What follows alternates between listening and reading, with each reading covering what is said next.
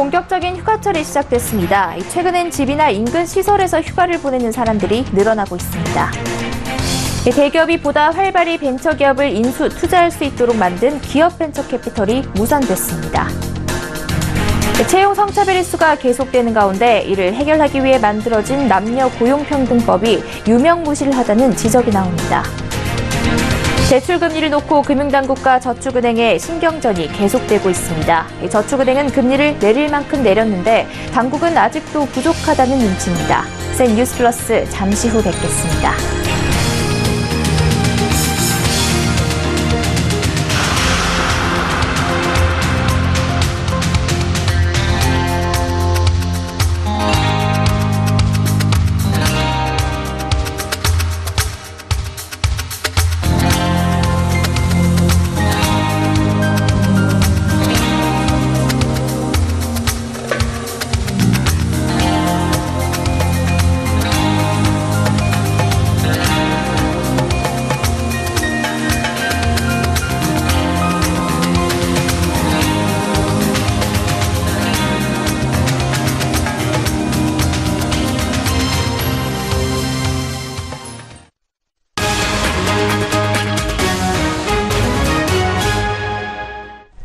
시청자 여러분 안녕하십니까? 센 뉴스 플러스 양한나입니다. 7말 8초라는 본격적인 휴가철이 시작됐습니다. 먼 휴가지도 좋지만 집이나 인근 시설에서 휴식을 취하는 사람들도 늘어나고 있다고 합니다. 달라진 휴가철 풍속도를 유동현 기자가 알려드립니다. 멀리 떠나는 여름휴가도 이젠 옛말이 되고 있습니다. 한 설문업체가 여름휴가를 앞둔 성인 1000명에게 조사한 결과 응답자 절반 이상이 여행을 가지 않아도 좋다고 밝혔습니다. 먼 휴가지 대신 집이나 근교에서 쉬는 스테이케이션. 머문다는 뜻의 영어 스테이에 휴가의 베케이션이 합친 개념이 새로운 휴가 트렌드로 자리 잡고 있는 겁니다. 집에서 바캉스를 보내는 홈캉스. 호텔에서 수영장이나 스파를 즐기는 호캉스가 대표적입니다.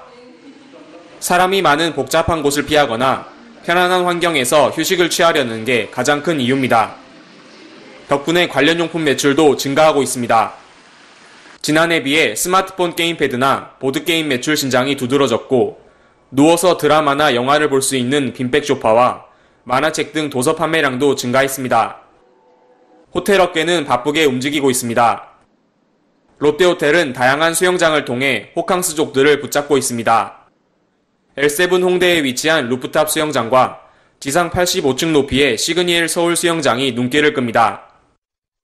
신라스테이는 휴식에 문화공연을 더한 푸에르자부르타 패키지를 선보였습니다. 춤과 디제잉, 설치 미술이 섞인 공연으로 무대와 객석의 경계를 허무는 것이 특징입니다. 비스타 워커힐 서울은 건강한 휴식을 테마로 한 웰니스 패키지를 내놨습니다. 야외 명상 요가나 푸스파는 물론 전문가에게 건강 컨설팅을 받을 수 있습니다. 집이나 도심 인근을 중심으로 휴가철 쉼 풍속도가 펼쳐지고 있습니다. 서울경제TV 유동현입니다. 대기업이 보다 활발하게 벤처기업을 인수, 투자할 수 있는 방안으로 꼽혔던 기업 벤처 캐피털 CVC가 무산됐습니다. 공정거래법 전면 개편 특별위원회가 이는 금산분리 원칙에 위배된다며 반기를 들었기 때문입니다. 대기업의 돈이 흘러들어와야 벤처 생태계도 활성화될 텐데 정작 혁신 성장을 바탕으로 벤처를 육성하겠다는 문재인 정부와 대기업 벤처 투자 허용을 긍정적으로 바라보던 김상조 위원장의 기조와도 정면으로 배치됩니다. 김혜영 기자입니다. CVC로 불리는 기업 벤처 캐피탈 도입이 요원해졌습니다. 이는 대기업이 자회사 형태로 설립한 벤처기업 투자 전문 회사를 뜻합니다. 공정거래법 개편특위가 CVC는 금융회사로 분류되기 때문에 금산분리 원칙을 깰 수 없다며 제동을 걸었기 때문입니다. 대기업의 자금이 벤처 생태계로 흘러들어가야 혁신기업 창업이 활성화될 텐데 그 물꼬가 막힌 겁니다. 앞서 CVC를 긍정적으로 언급했던 김상조 위원장. 그러나 공정위 역시 한 발 물러선 채 이를 대신해 벤처 제조회사 활성화를 논의하고 있다는 입장입니다. 큰 골격에서는 금산분리 원칙에 따라서 이제 CVC를 할 수가 없고요. 그 대안으로 벤처지주회사라고 그게 CVC하고 비슷한 기능을 하도록 제도 개선 같은 걸 통해서 이제 하겠다라고 이제 이런 취지로 말씀하셨고 실제로 금산분리는 금융회사가 재벌의 사금고화되는 것을 막자며 도입했던 제도지만 발빠르게 변하는 4차 산업혁명 시대 신생기업들의 발목을 잡고 있다는 지적을 피하기는 어려워 보입니다. 윤상중 위원장님도 대기업들이 벤처 M&A 참여해야 된다는 말씀도 몇 번 하셨고, 동반 성장을 하기 위한 소위 이제 오픈 이노베이션을 하기 위한 이제 전략적 투자를 하는데 기업들이 성장할 수 있는 모멘텀이 굉장히 세거든요. 규제가 완화돼야 벤처기업의 인수합병 저변이 넓어지고 그만큼 벤처 생태계도 활성화될 수 있는 겁니다. 공정위는 다음 달 특유의 권고안을 토대로 정부 입법안을 마련해 국회에 제출할 계획인데 벤처 생태계 활성화와 관련해 과연 어떠한 결론을 내놓을지 주목됩니다. 서울경제TV 김혜영입니다. 최근 은행권 채용 성차별에서 드러났듯 기업 채용 시 남녀 고용 차별 문제는 여전합니다. 이를 막기 위해 남녀 고용 평등법이 존재하지만 허점이 너무 많아 유명무실하다는 지적입니다. 고현정 기자입니다. 또 고의적이거나 반복적으로 여성을 채용해서 배제하는 사업주에 대해서는 처벌을 강화하도록 성차별 문제가 불거질 때마다 정부가 들고 나오는 남녀고용평등법 수정과 처벌 강화. 남녀고용평등법은 직장 내 성희롱 문제에서부터 육아휴직, 채용 과정에서의 성차별에 이르기까지 관련 이슈를 전부 총괄하고 있어 대책이 마련될 때마다 몸집은 점점 불어나고 있지만 실상은 허점투성입니다. 현행법상 회사 직원이 잘못을 저질러도 개인이든 법인이든 대표만 처벌 대상이 되며 해당 직원은 회사를 통해 간접적인 징계 조치만 받습니다. 이때 회사가 내리는 징계조차도 솜방망이이기 일쑤입니다. 고용부는 무슨 조치든 하기만 하면 되고 징계 수준이나 형태에 대해서는 관여하지 않는다고 설명했습니다. 지난해 728건 신고된 성희롱 건 중 4건, 100건이 신고된 육아휴직 건 중 2건만이 검찰로 송치됐고 남녀고용평등법에 따라 실제로 징역형까지 집행된 경우는 현재까지 전무합니다. 이렇다 보니 단순히 형사처벌 규정을 확대하고 강화하는 것은 사실상 현실성 없는 조치라는 지적이 나오는 겁니다. 게다가 극소수에 불과한 검찰 송치건마저도 고용노동부는 구체적인 사건 처리 결과는 잘 모르니 검찰에서 파악하라는 입장이었고 중도의 신고자의 포기로 종결되는 사건이 많은 것에 대해서도 소극적인 자세를 보였습니다. 우리는 조사를 해서 검찰로 넘기면은요, 우리가 업무는 끝나는 거거든요. 근로감독 그 직무 규정에 2회 이상 출석 안 하면 신고할 의사가 없는 걸로 간주해서 종결을 하거든요. 우리가 어떻게 할 수는 없잖아요. 내용 확인이 안 되는데. 정부가 남녀평등 사회를 외치고 있지만 실효성 없는 대책만 남발하고 있다는 지적입니다. 서울경제TV 고현정입니다. 금융감독원이 저축은행의 가계 신용대출금리 운용 실태를 발표했습니다. 합리적인 금리 산정 체계가 없어서 무분별하게 고금리 대출이 이루어지고 있다고 밝혔는데요. 저축은행 업계도 할 말이 있다고 합니다. 금융당국과 저축은행 업계 양쪽의 입장을 이하라 기자가 들어봤습니다. 금융당국의 대출금리 인하 압박 분위기에 저축은행이 바짝 몸을 낮췄습니다. 정부는 올해 2월 법정 최고금리를 연 27.9%에서 24%로 인하했습니다. 이어 금융당국이 대출금리 20% 미만의 상품만 중금리 대출로 인정하겠다는 기준을 발표했습니다. 그 결과 저축은행의 월별 고금리 대출 비중에 변화가 생겼습니다. 작년 12월 말 67.6%였던 고금리 대출 비중이 올해 5월 말엔 51.9%로 5개월 만에 15.7%포인트나 감소했습니다. 당국의 압박이 저축은행 업계의 반응을 끌어낸 것으로 풀이됩니다.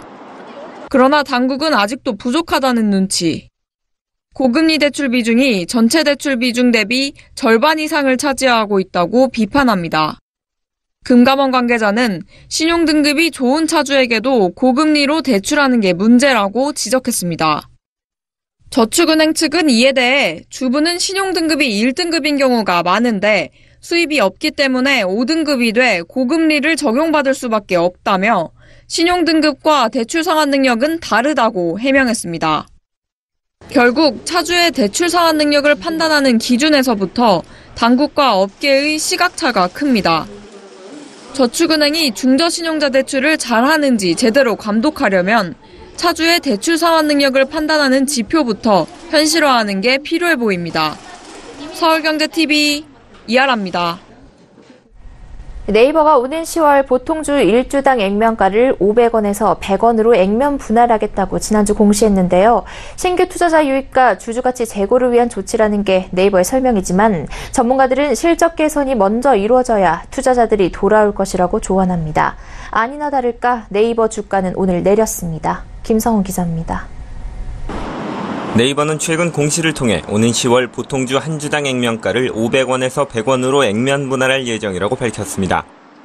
9월 7일 예정된 주주총회에서 액면 분할 안건이 의결되면 10월 8일에서 11일까지의 매매 정지 기간을 거쳐 10월 12일부터 주가가 5분의 1 수준으로 낮아집니다. 네이버 측은 신규 투자자의 접근성을 높이고 유동성 확대를 통해 장기적으로 주주가치 제고에 기여할 것이라고 설명했습니다. 증권업계의 의견은 다릅니다. NH투자증권은 액면 분할보다 영업이익을 먼저 성장세로 돌려놓느냐가 중요하다고 지적했습니다.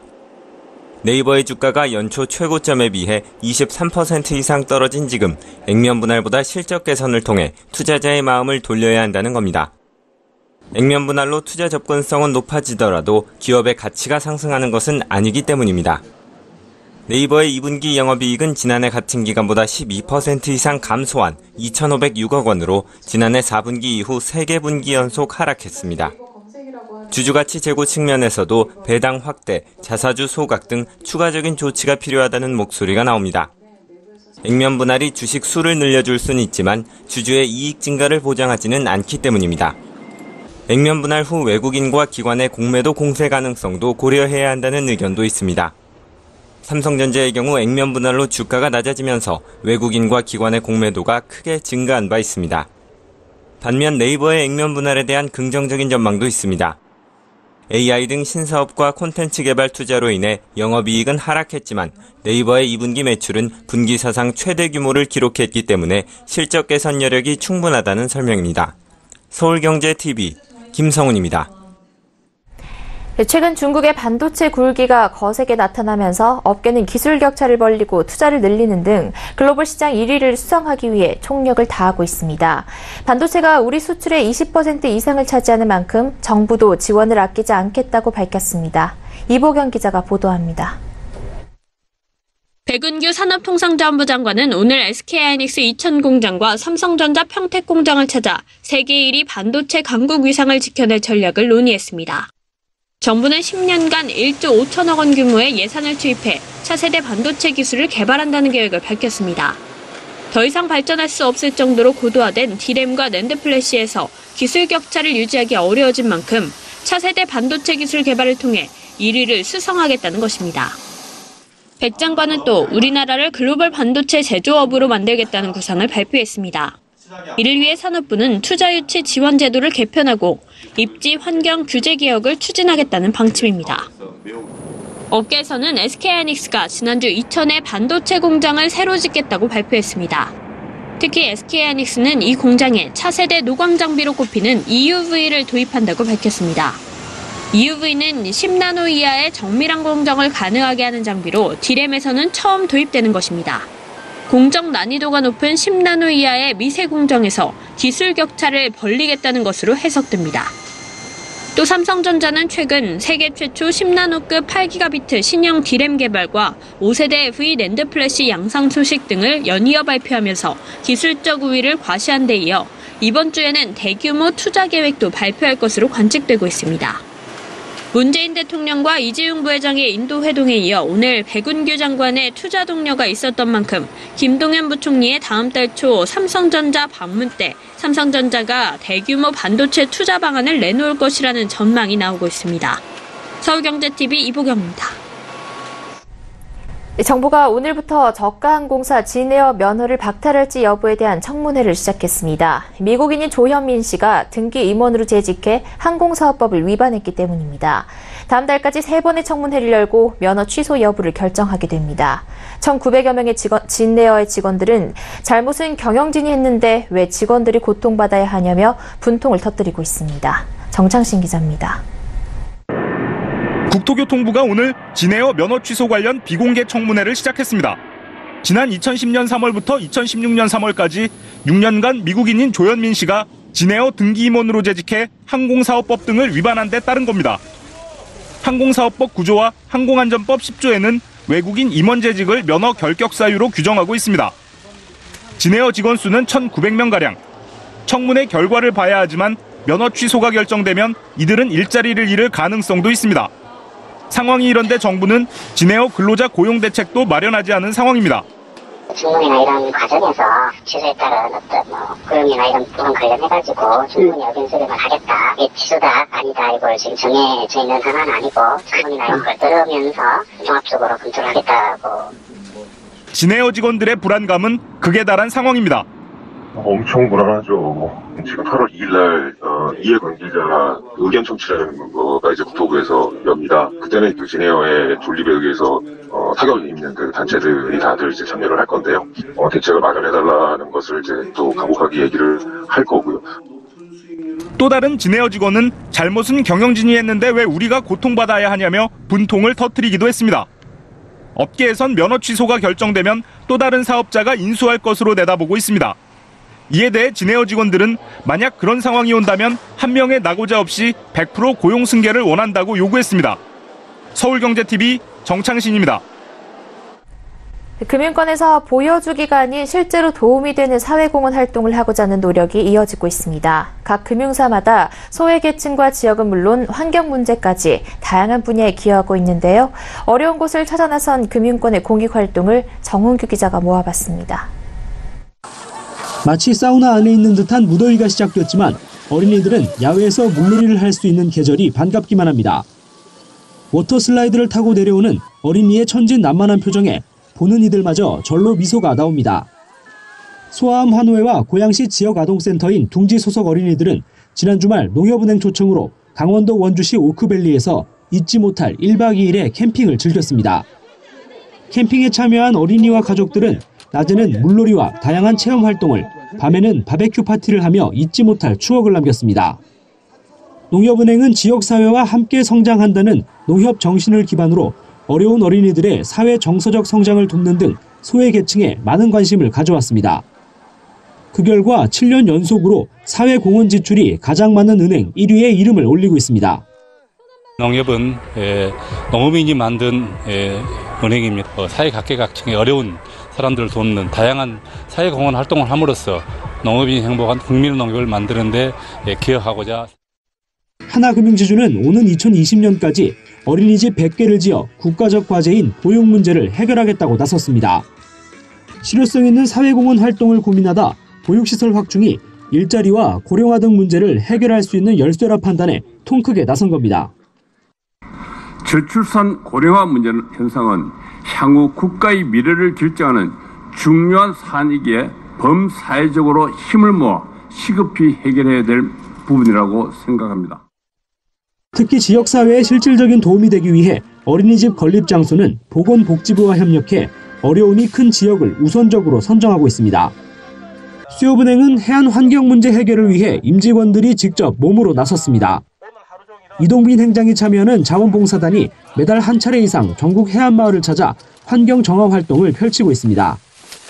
이 밖에 외국계인 SC제일은행은 시각장애인들을 위한 착한 도서관 프로젝트를 7년째 이어오고 있습니다. SC제일은행은 매년 시각장애인을 위한 목소리 기부 행사인 착한 목소리 페스티벌을 열어 시각장애인을 위한 오디오북을 제작해 기부하고 있습니다. 서울경제TV 정훈규입니다. 문재인 정부가 내년부터 저소득층의 소득과 자녀 양육 지원을 위해 근로자녀장려금을 3배 가까운 수준으로 확대합니다. 정부가 올해 세법 개정안을 확정했습니다. 향후 5년간 15조 원 가까이 조세 지출을 확대해 일하는 저소득층을 직접 지원하고 빈부격차를 줄인다는 계획입니다.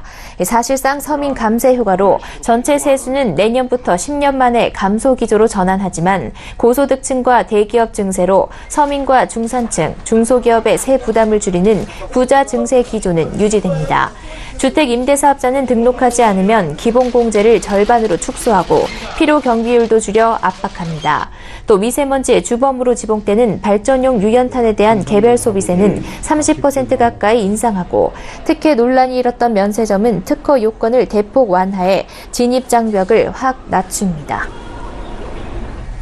정부가 최저임금 인상에 따른 소상공인의 비용 보전 방안을 마련합니다. 홍종학 중소벤처기업부 장관은 오늘 대전 상인연합회 회의실에서 전국 상인연합회 회장 및 지회장들과 만나 최저임금 인상에 따른 비용을 보전하고 전통시장의 매출을 늘리는 데 도움이 되는 대책을 마련하겠다고 약속했습니다. 홍 장관은 아울러 소상공인과 전통시장의 비용을 줄이고 매출을 획기적으로 늘리기 위한 보완 대책도 준비하고 있다고 밝혔습니다. 온누리 상품권은 올해 목표인 1조 5천억 원은 달성할 수 있다고 전망하면서 좀 더 도전적인 목표를 추후 제시하겠다고 언급했습니다. 또 카드 수수료 추가 인하, 소상공인 제로페이와 같은 대체 결제 수단 활성화와 상가 임대차 계약 갱신 청구 기간 연장은 물론 임대인 임차인 간 상생 협약을 통해 상권 활성화를 도모하며 상권 내몰림 문제를 근본적으로 방지하는 지역 상권법 제정도 적극 추진할 계획이라고 밝혔습니다. KT가 와이브로 서비스를 9월 30일 종료합니다. 와이브로는 이동하면서 인터넷을 사용할 수 있는 서비스로 우리나라 토종 기술입니다. 현재 KT 와이브로 가입자는 5만 명 수준으로 고객 불편 최소화를 위해 네트워크 종료는 연말까지 단계적으로 추진됩니다. 전국 6천여 개 은행 점포가 무더위 쉼터로 개방됩니다. 국내 은행의 영업점이 약 7천 개임을 감안하면 사실상 모든 영업점이 해당되며 기간은 내달 31일까지입니다. 롯데가 다음 달 1일 롯데쇼핑 이커머스 사업본부를 공식 출범합니다. 이커머스 사업본부는 내년 상반기 온라인 통합 플랫폼의 전신격인 투게더 앱을 오픈하고 2020년 3월 하나의 쇼핑 앱으로 7개사의 모든 온라인몰을 이용할 수 있는 쇼핑 플랫폼 롯데원 앱을 오픈할 예정입니다. 주택이 준공되고 나서도 분양되지 않아 미분양 중에서도 악성으로 꼽히는 준공 후 미분양이 지난달 말 기준 13,000호를 넘기며 2015년 3월 이후 최대치를 기록했습니다. 6월 말 기준 전국의 미분양 주택은 62,050호입니다.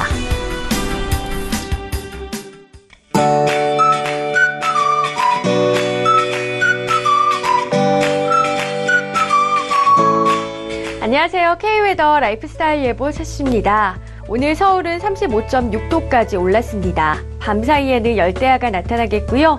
내일 낮 기온 37도까지 오르면서 오늘보다 더 덥겠습니다. 모레는 38도로 폭염의 기세가 한층 더 강해지겠습니다. 내일 그 밖의 전국도 춘천 37도로 낮 기온이 높겠는데요. 대전과 광주도 37도까지 오르겠습니다. 열사병과 탈진 등 온열질환 관리와 농수 출산물 관리에도 각별히 유의하시기 바랍니다. 하늘은 고기압 영향으로 전국이 대체로 맑겠습니다. 다만 제주도와 전남 남해안은 제12호 태풍 종다리에서 약화된 열대 저압부의 영향을 받겠는데요. 이에 따라 오늘 밤부터 내리기 시작한 비는 내일 오후까지 이어지겠고요. 비의 양은 5에서 30mm가 되겠습니다. 다음은 자세한 지역별 내일 날씨를 나절 예보를 통해서 살펴보겠습니다.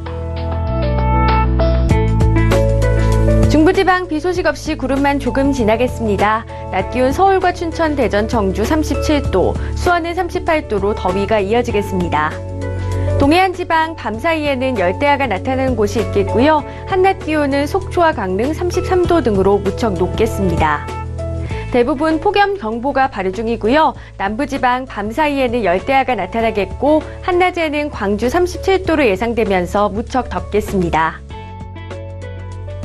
남해상으로는 비가 온 뒤 개겠고요. 물결은 남해상에서 최고 4m로 매우 거세게 일겠고 서해상에서도 최고 3m로 높겠습니다.